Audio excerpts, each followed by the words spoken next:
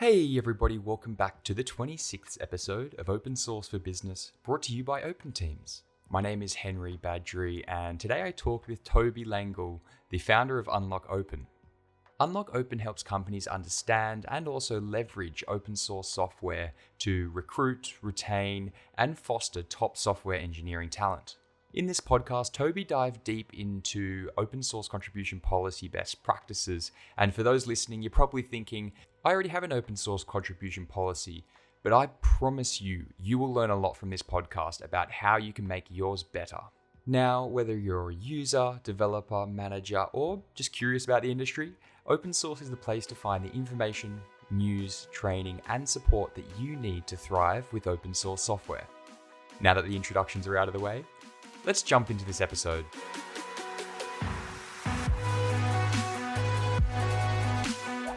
All right, Tobie, thank you so much for joining me on the podcast today. Well, thank you. It's my pleasure. I'm really excited to be talking about what we're going to be talking about today.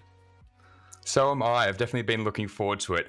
And so to kick it off, you are currently the founder of UnlockOpen, which helps companies to understand and leverage open source for many different reasons to help recruit, retain, but also to foster software engineering talent.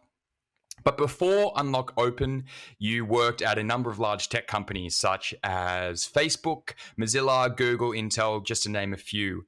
So can you walk me through your journey into open source so that we can get a better idea of how you actually got here today?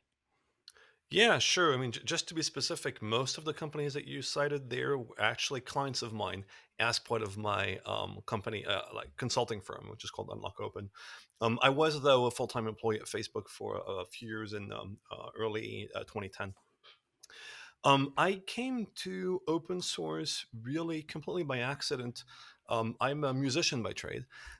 So I was in a band that was touring Italy and part of Eastern Europe now a long time ago. And we sort of all pulled our talents together to do all of the other sort of like business work that happens around the band. And I had a brother that was computer savvy. I wasn't, right?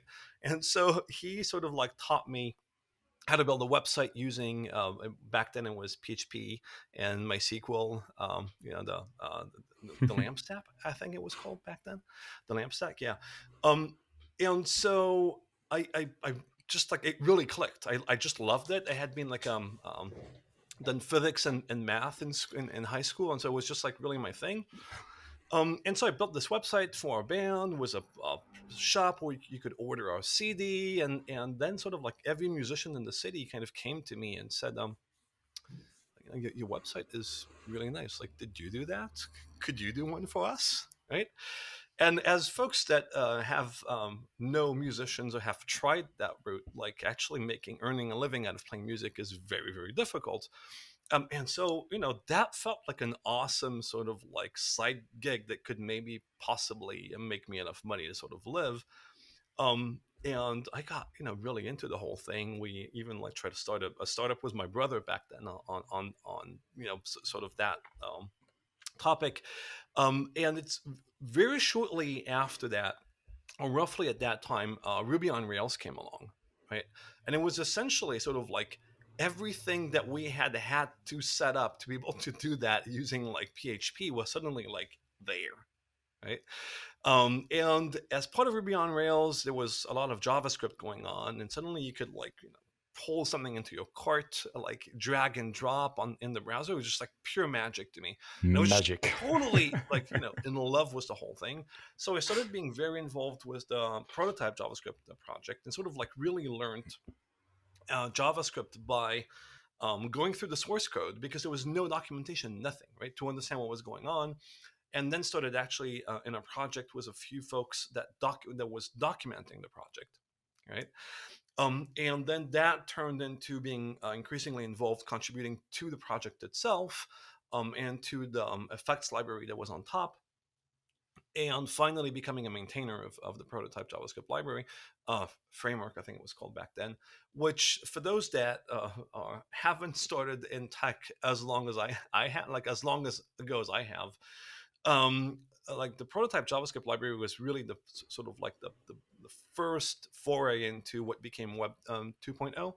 And it was really the library that sort of inspired jQuery, but didn't have its success at all for reasons that are like interesting to discuss. Um, but it was like a big deal, right? So that got me consulting gigs. Was a whole bunch of tech companies that were like moving into that space, including Google. That I helped was a number of projects at that time that ended up paving the way for ECMAScript. Sort of like the rebirth of JavaScript and ECMAScript 5 and beyond. So yeah, it's sort of like this kind of weird journey that you probably is way harder to do now, because the ecosystem has changed. It has industrialized quite a bit, and everything is more organized, more layered. I mean, back then, you would do design and UX, and code the underlying library, and also code the app itself, and do a bit of Rails, and so it was kind of like full stack, but not the way it's meant today, right? So it was very different times, clearly. But yeah, so that's kind of like I really ended up in open source like that. And then what happened is Facebook hired me because they were looking for someone that knew the open source space well and knew the web standard space well, which I had sort of gotten into a bit, but didn't have like a classical standards background.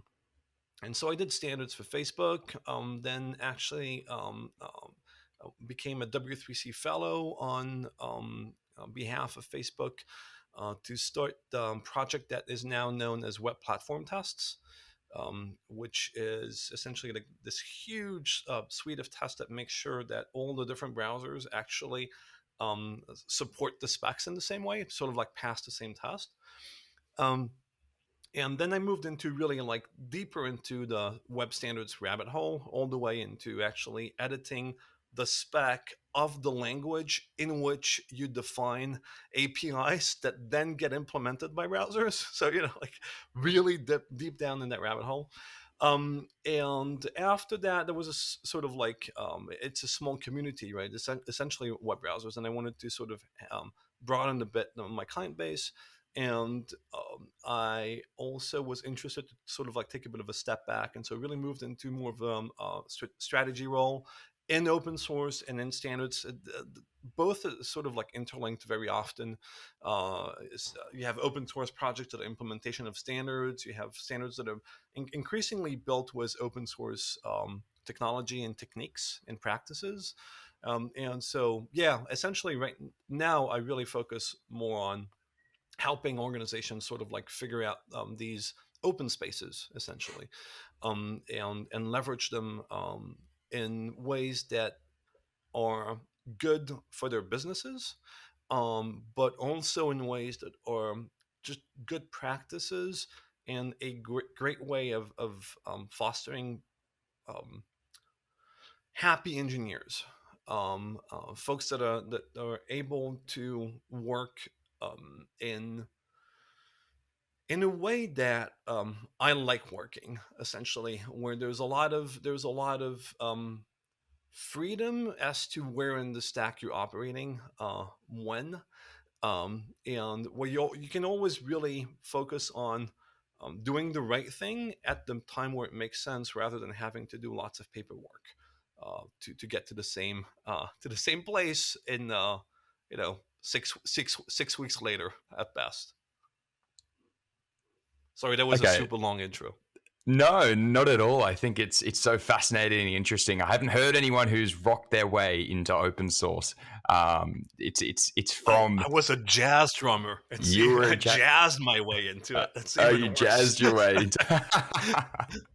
Well, that's really interesting. And then you went from building websites to almost a website entrepreneur to getting involved with open source communities and actually working within companies who were using open source, which is really the topic of this podcast. And so, rather than ask broad questions to you today, things like what's the business case of contributing to open source, which I know you have a lot of information on, or how can it be used to recruit top software engineering talent.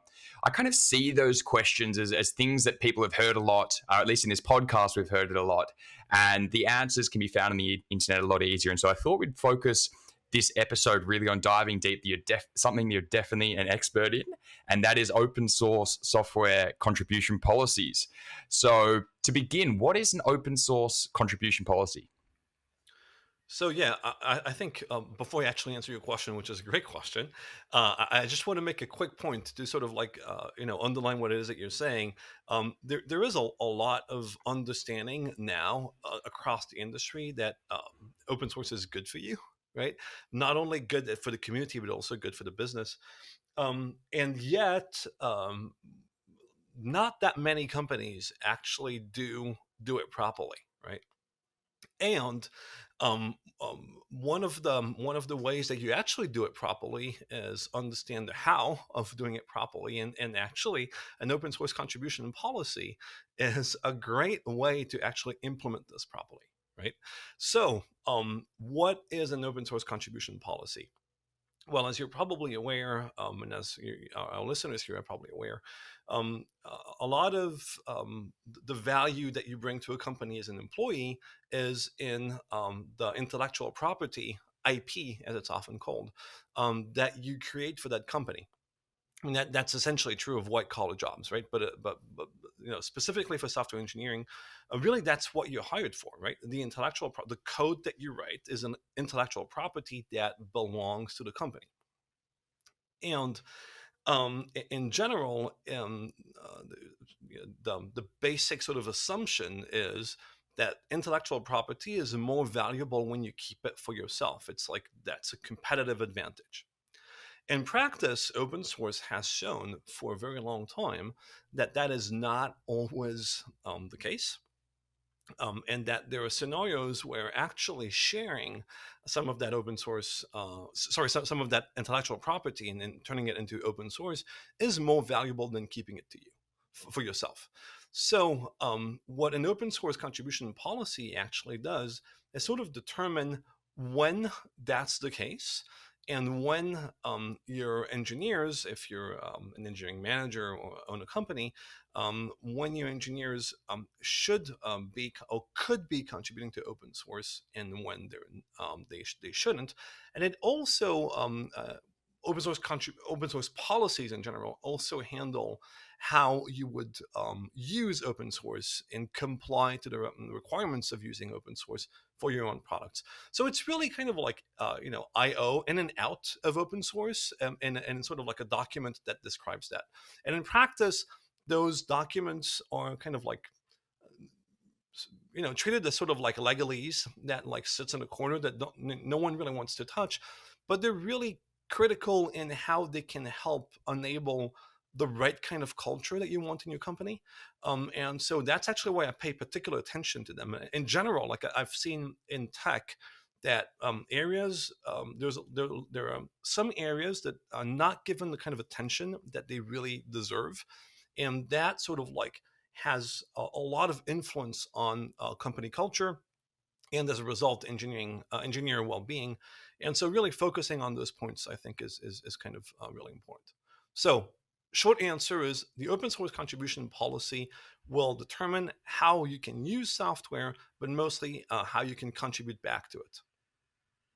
Okay, and what companies or which companies should have an open source software contribution strategy? Is it any or policy? Sorry, is it anyone, or is it larger companies that are contributing every day to open source? They're kind of a bucket that these companies fall into. So that's a great question too. In general, everyone has an open source contribution policy, right? Everyone, just some companies actually go to the trouble of writing it down and making it transparent and clear to everyone. But those that don't write it down still have rules. I mean, essentially, those rules are tied to your work contract if you're an employee of a company. And those work contracts, depending on where you live, include all of the intellectual property that you produce, maybe on your work laptop or maybe all the time. There are lots of countries or states in the US where whatever you do for a company, even if it's asleep, you dream about this great idea. Technically, it belongs to the company. So in essence, if you don't have a written contribution, open source contribution policy, you have an unwritten open source contribution policy. And that isn't great because it means that it's not clear to engineers what exactly they're allowed to do and not. It's not clear to management who can do what. And so it sort of like it creates situations where there are expectations that are unclear, and people make mistakes or people don't do the right thing because they just don't know what to do. So everyone has a policy. Some people write it down, and you probably should do that too, regardless of your size. A good policy can be like a paragraph and a half. Like it, it can be really simple.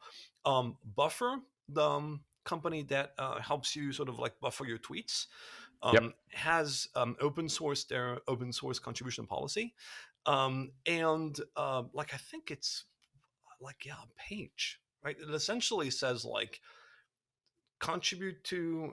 I mean, can't remember the specifics, but basically you can contribute to software if it helps the company uh, that uses those licenses. If you have a doubt, go talk to like this person, and whatever you do on your own time, as long as it's not competing against what it is that we do, you're good.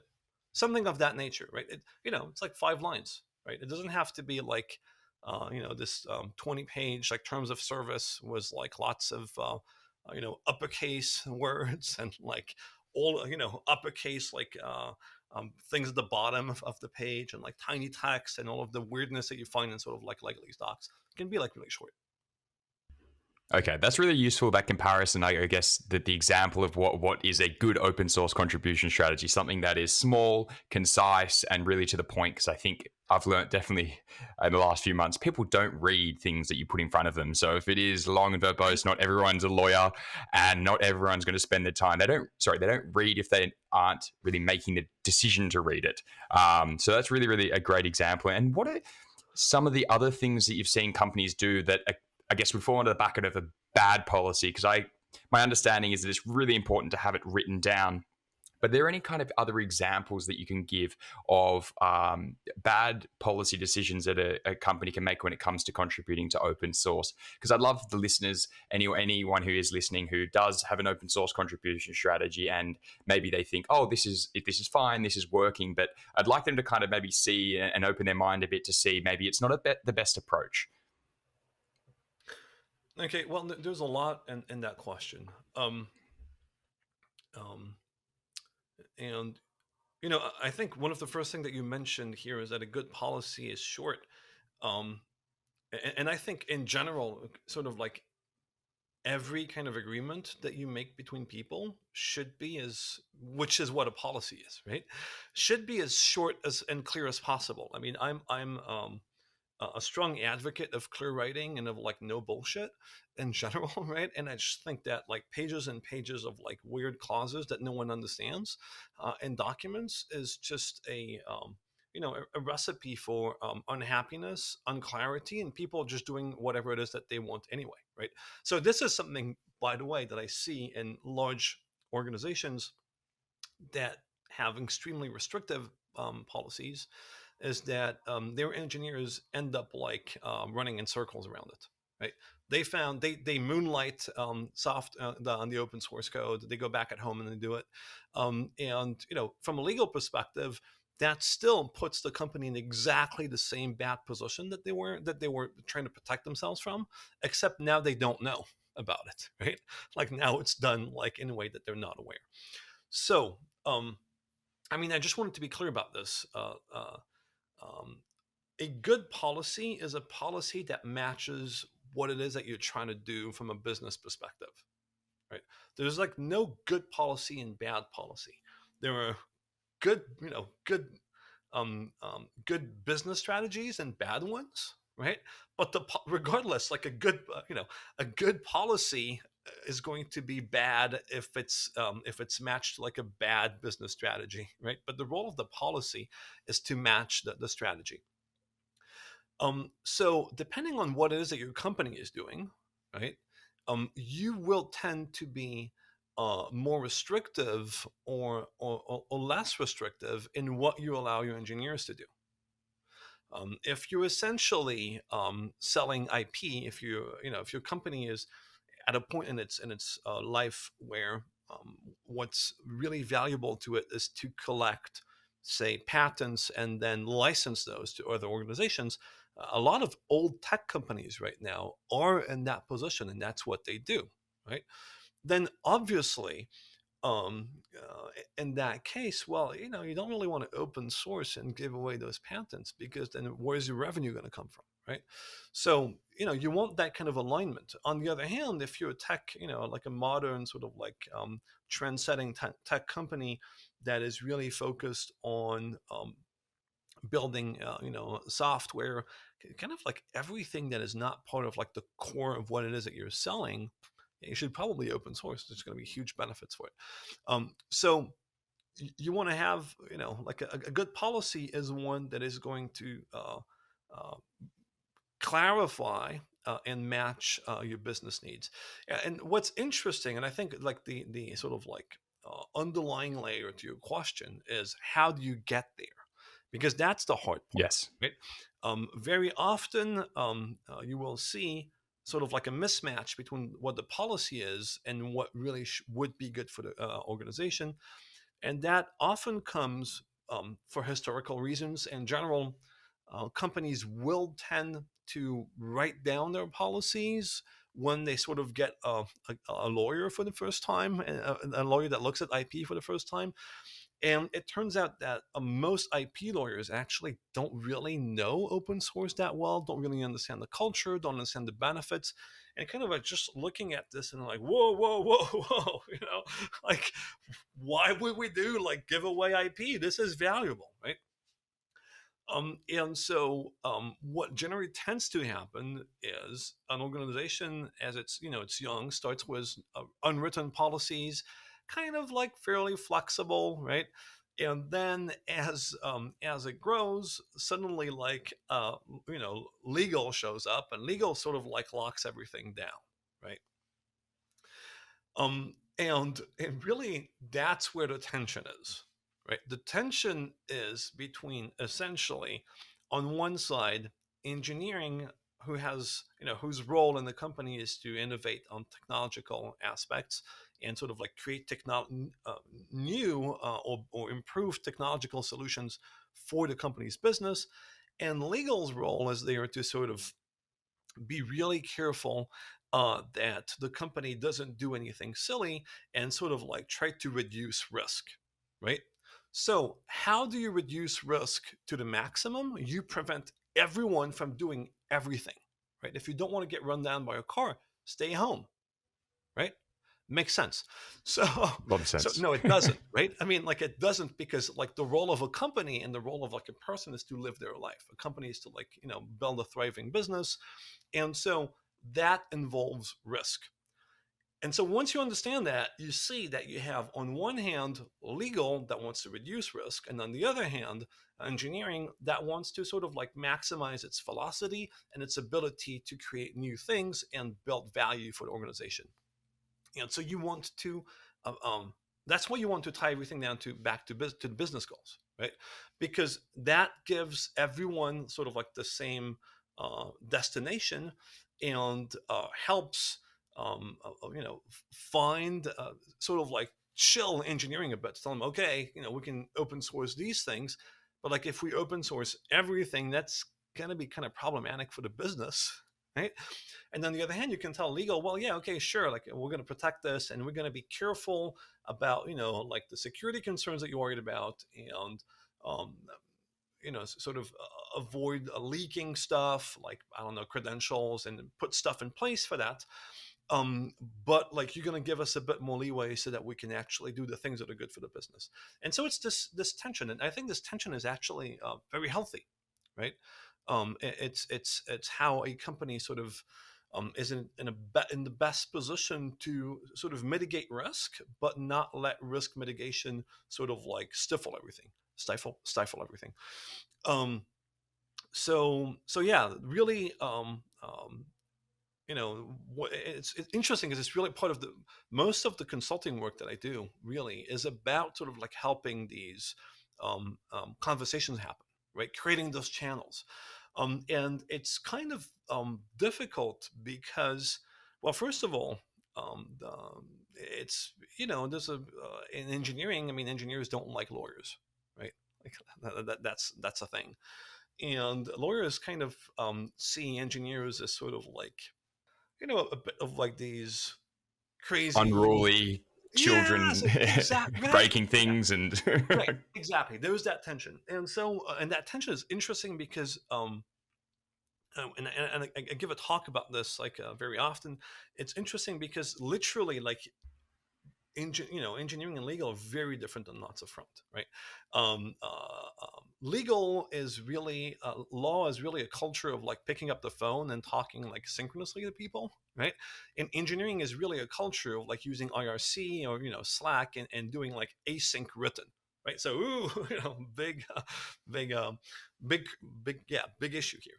And then really also lawyering is really about manager's schedule, right? We have meetings, we have calls all day, right? And engineering is all about maker's schedule, right? Like give me these huge blocks. Don't expect me to answer an email like 5 times a day, right? So again, tension, different sort of like way of communicating, different ways of blocking time. Another important one is yeah, well, there's the risk taking that we've mentioned, right? The role of legal is conservative, and the role of engineering is innovative. What were the other ones now? There's a really, oh, yeah, absolutely. In general, engineering is very binary, right? I mean, now as AI, it's kind of changing a bit, but like, we think in like if else statements, right? It's like something is true or it's false. Talk to a lawyer, like everything is like, gray area. depends, like what's your risk tolerance, that kind of stuff, right?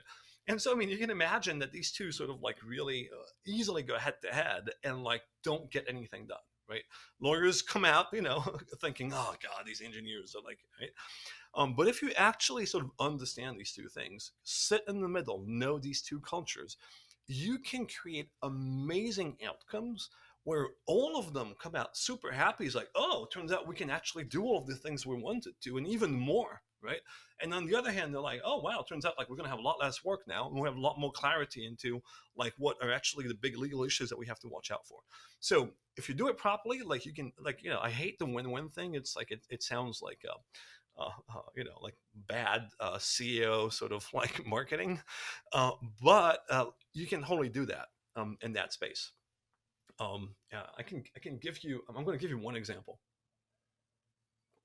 Actually, I mentioned earlier that we talked about the web platform tests, and when I joined W3C, um, the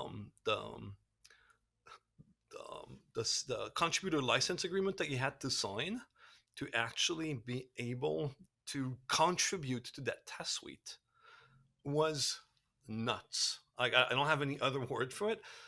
I mean, I can't remember. It was like 15 step. You had to upload your tests to a server of yours. Then you had to find the chair of the working group for which the spec of the tests were. Then you had to email them, and then they would get back to you. Then you had to like sign like fill in a form, print it, sign it, ship it. It was ridiculous, right? So I had looked at that and it was just like, I think this is kind of a bottleneck to get this off the ground. Like it's been in like 5 or 6 years, nothing has happened. Like maybe we should consider sort of like a bit streamlining that process. And so I had like this whole setup in my head, right? Like using bots and like I went to the meeting, and I actually by accident like shut up at the beginning of the meeting, didn't say much, and so essentially like I let the lawyers talk, and they were like, "Yeah, these are the things that we need. Would you be okay if we just sort of linked to a CLA in contributing.md?" And I was just like, really, wait, did I hear that properly? Like, can you please say this again? And so literally, we went from a huge complicated mess to amazingly streamlined solution. in 60 minutes, um, because they had this sort of gray area of risks that they were comfortable with, right? That I, as an engineer, would have never envisioned as somewhere we could land on, right? It was literally um, more or less than any solution they had come up with. It was like in a a different sort of plane, and you know, and that was such a huge lesson for me, because it's like, oh, like actually when you listen to, I mean, I know this sounds really stupid now, right? But when you listen to other people's needs, it's actually easier to fulfill them. Like, wow, big surprise, right? And so yeah, so I think really that's really what's important is to not go into conversations like these with preconceived ideas, and to try to build policies that work for everybody, right? And so everyone has to be reasonable too. I mean, I've been in positions in organizations where it's just like, yeah, I mean, that's not going to cut it. Like the company just bought all of this software, or bought all of these patents to protect themselves against like this other player in the field. There's nothing. I mean, sure, you'd love to be able to work on that stuff in the open, but that's not going to happen, right? Because like it's doesn't match. Like it's not going to work. So it's kind of like that two-way street, obviously. But if you do it properly, like it can be a really fast two-way street, and it can like lead onto like this amazingly new highway that works really well. Sorry, I'm stretching that metaphor way too far. Way too far. I think that definitely makes a lot of sense. People just have to communicate and, like you said, actually understand the person's needs. And I know we talked about lawyers and how they've got a completely different almost role and purpose of their job. And so their mentality is completely different. Just sit them both down in the room, kind of have a third party mediator and say, okay, what do you both need? Now let's come to an agreement, and then put it into a short, concise policy. Easy to read. It sounds a bit too good to be true, but that is all we have time for today. I really do thank you, Tobie. It's been great chatting, and it's been a lot of fun. And definitely, I think everyone listening is going to learn a lot, particularly about open source contribution strategies. So, if you're listening, is there anything? Where can people find you? And is there any exciting events or anything coming up that you'd like to share with the audience? So I speak regularly. I'm actually giving us a sort of like a deeper dive into this topic in a number of places. I don't know when the podcast is going to be out, but I'm talking at OSPOCon about this, and I think later at Open Source Experience in Paris, also on this topic. And I have videos of that talk that you can find on my website. And I think that the easiest actually would be, if you're interested in these topics, for you to go at speaking.unlockopen.com. And you'll find lots of resources there. I'm also on Twitter, just at Tobie. And I write on Medium also using @Tobie. So yeah, @Tobie and speaking.unlockopen.com. Fantastic. Well, thank you for your time, and thanks to everyone who's listening. Thank you very much. This was great. And if you like what you listen to today, then check us out on YouTube, like, subscribe, but also leave a review if you're watching this on Apple Podcasts. It really does help get the word out there. So thank you very much, everyone. Thank you, Tobie. And until next time, see you all.